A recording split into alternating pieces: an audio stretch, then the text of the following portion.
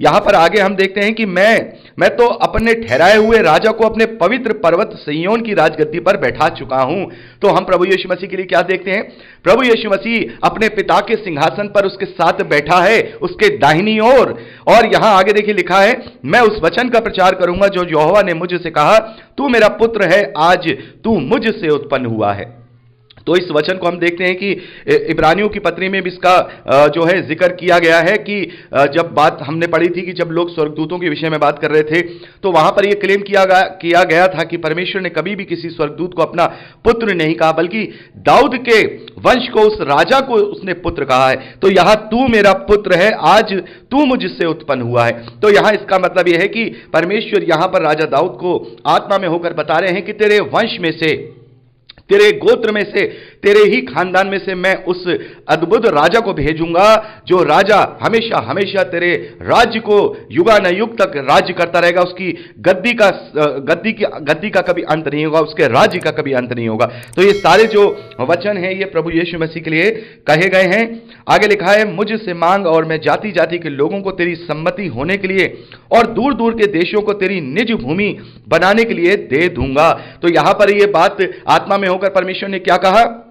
परमेश्वर ने कहा कि उसके द्वारा मैं जाति जाति के लोगों को अपनी प्रजा बनाऊंगा, जाति जाति के लोगों को। और इस बात को हम देखते हैं कि प्रभु यीशु मसीह ने दुष्ट किसानों का जब दृष्टांत दिया था, तब प्रभु यीशु मसीह ने कहा कि अब ये राज्य तुमसे ले लिया जाएगा और एक ऐसी जाति को दिया जाएगा जो बहुत सा फल लाए। तो मेरे प्यारे भाई बहनों, अभी तक जो परमेश्वर के निज प्रजा के जो लोग थे वो केवल इजरायली वंश के लोग थे, इजरायली लोग थे, लेकिन प्रभु यीशु मसीह के द्वारा उसका राज्य पूरी दुनिया में हो जाएगा। यानी आप इस बात को समझिए, अभी फिजिकल जो राज्य राजा दाऊद के द्वारा हो रहा है वो केवल इजराइल में हो रहा है, लेकिन प्रभु यीशु मसीह के द्वारा जो राज्य, जो स्वर्गीय राज्य है, जो स्थापित किया गया है, वो समस्त पृथ्वी और जाति जाति के लोग उसमें शामिल हैं, केवल इजरायली नहीं। तो यहां पर क्या लिखा है? यहां लिखा है कि जाति जाति के लोगों को तेरी सम्मति होने के लिए और दूर दूर के देशों को तेरी निज भूमि बनाने के लिए दे दूंगा।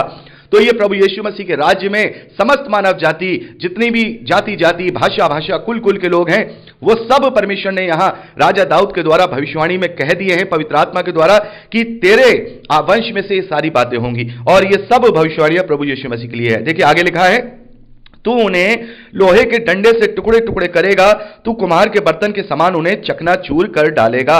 तो लोहे का जो डंडा है, हम देखते हैं कि प्रभु यीशु मसीह के लिए प्रकाशित वाक्य में ये लिखा है कि वो लोहे का राजदंड लिए हुए है। हमने देखा कि जो यूहन्ना है उन्हें इस बात का दर्शन मिला है। तो प्रभु यीशु मसीह लोहे का राजदंड लिए हुए है, और लोहे का राजदंड मेरे प्यारे बहनों वो होता है जो न्याय की प्रक्रिया को दिखाता है।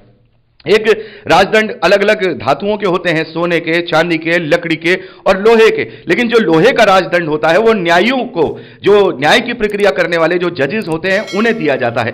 तो लोहा इस बात को दर्शाता है कि यदि उसने कोई गलत कार्य किया है तो उसे लोहे के डंडे से जो है दंडित किया जाएगा, उसको सजा दी जाएगी। तो लोहे का राजदंड जब लिया होता है कोई राजा, तो उसका मतलब ये होता है कि वो शासन भी कर रहा है और न्याय भी कर रहा है। तो प्रभु यीशु मसीह हमारा न्याय करेगा। हम जानते हैं कि परमेश्वर नहीं, बल्कि परमेश्वर ने सारे अधिकार पुत्र को दे दिए हैं, और पुत्र हमारा उद्धारकर्ता प्रभु यीशु मसीह समस्त मानव जाति का अधिकार करेगा, क्योंकि लोहे का राजदंड केवल उसके पास है। इस बात को हम काफी पढ़ते हैं, आपने पढ़ा ही होगा, प्रेरितों के कार्य हम पढ़ते हैं 13वें दूसरे अध्याय 26वें वचन, 27वें वचन में, 12वें अध्याय 5वें वचन में ये सारी बातें लिखी हुई हैं। आगे पढ़ते हैं, इसलिए अब हे राजाओं बुद्धिमान बनो, हे पृथ्वी के न्यायियों ये उपदेश ग्रहण करो, डरते हुए यहोवा की उपासना करो और कांपते हुए मगन हो, पुत्र को चूमो, ऐसा ना हो कि वह क्रोध करे और तुम मार्ग ही में नष्ट हो जाओ, क्योंकि क्षण भर में उसका क्रोध भड़कने को है।